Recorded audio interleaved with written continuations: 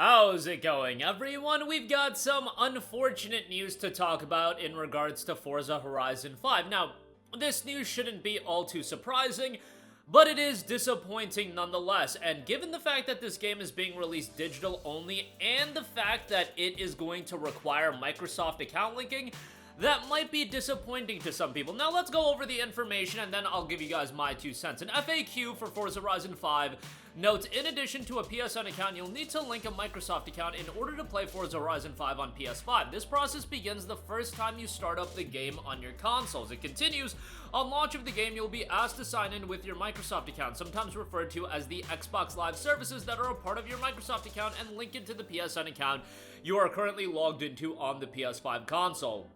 The FAQ also does note that linking Microsoft accounts to PSN is performed on a title-by-title basis. For example, games such as Gears 5 and Forza Horizon 4 that I've played on PC and Forza Horizon 5, they all require Microsoft account linking. Even if you bought those games on Steam, so you're not using the Game Pass app or anything like that, you need to link your Microsoft account. And obviously on PC, account linking has been something that has gone under fire quite a lot. PSN tried account linking for a while, mandatory account linking, and that totally fired back at them. Now, PSN account linking was an issue because the PlayStation Network is literally not available in a lot of regions. That's not going to be an issue here. But any layer of mandatory account linking is always something that's annoying. I don't care how you personally perceive it to be innocuous. The reality is a lot of people are annoyed by it. You're not just gonna change reality by saying, oh, it's not that big of a deal. Guess what? To some people, it's a nuisance. They don't want to deal with it, and they are absolutely entitled to have that thought. It's annoying in PC gaming. Ubisoft Connect, Rockstar Games Launcher, everybody, or I should say damn near everybody, absolutely hates it. It's even worse when you have a service literally go down. Like, remember when PSN was trying to make account linking mandatory? Well, PSN went down recently, so literally if account linking remained being mandatory, it would have been an issue that people were literally just locked out of the games that they're paying for. Account linking does nobody any good. It's not a benefit whatsoever to literally anybody. On PC, it's been under fire for a long time, but a lot of the publishers see value in having account linking, especially just you making an account, giving them your email address, that puts you into their email, newsletter, blast chain, where they're gonna email you about, oh my god, look at this microtransaction we added to this game. Oh my god, look at this event that you can spend $4.99. You get the idea. I understand. I can be understanding of why they do it. Doesn't mean I have to like it any much more, and I understood why PlayStation was doing it. PlayStation desperately, and all of these publishers that have account linking, that have, third-party launchers on PC, they want you to be within their ecosystem. They want to make money off of you over time. They want you to be promoted with content coming to a game, especially a live service title like Forza Horizon 5. I absolutely get why they do it. Doesn't mean I have to like it, and on top of that, you add in the fact that account linking is mandatory with Forza Horizon 5. The fact is, this game is not getting a physical release as well, so those of you that worry about game preservation, your ownership of video games, and maybe it won't be relevant in the near future, but in the long term, it is a question worth having, and hopefully they'll add like a complete offline mode, if we talk about a point where the game servers are gonna go down, because 10, 20 years, I mean, we're gonna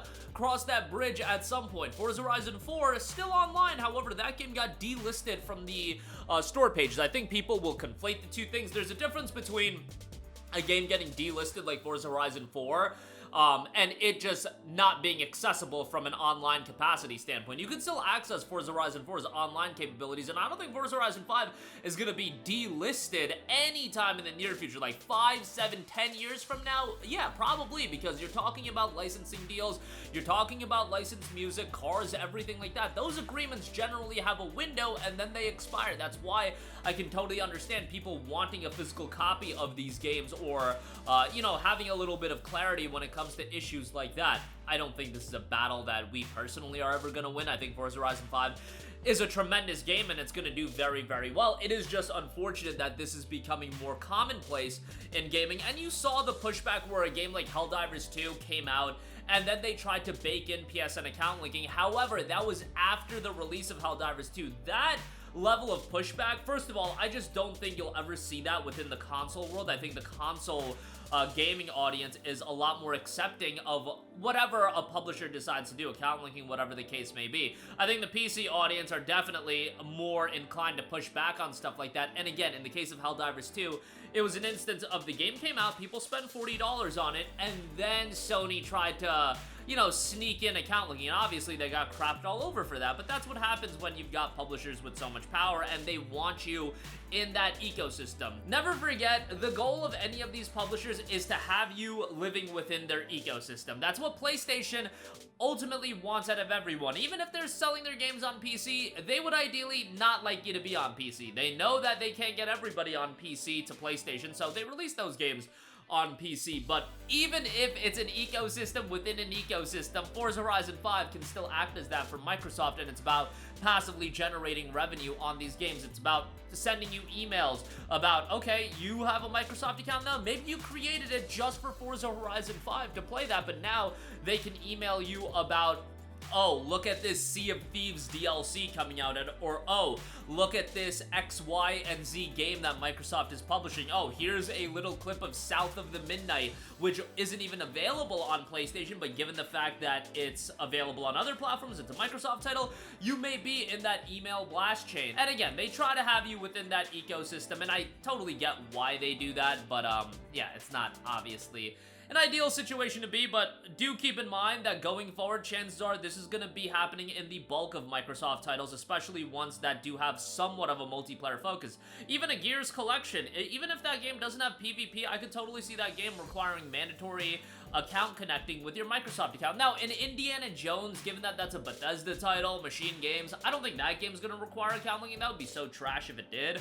I don't think a Hellblade 2 is gonna require account linking, but games that do have an online focus, even to a small extent, I do think are gonna bake in account linking. When you're talking about games like a Forza Horizon 5, Gears Collection, like even a game like Gears Collection because it's so synonymous with Microsoft, E-Day if that comes out on PlayStation, and so on and so forth. But I do think people are going to find this disappointing, especially when you combine the lack of a physical release on top of account linking being mandatory. That's just totally against everything that game preservation is about, you know, mandatory account connectivity, no physical releases, just a little bit of a bummer to say the least. And I'm so curious on whether or not Indiana Jones is gonna have a physical release, because we still don't know. They haven't said anything about a physical release. I thought that a physical release for that game was already confirmed, but there's nothing that confirms a physical release on that. On top of that, Hellblade 2, no way that gets a physical release in my opinion. Maybe, I'd love to be wrong about that. I don't think that's gonna get a physical release, and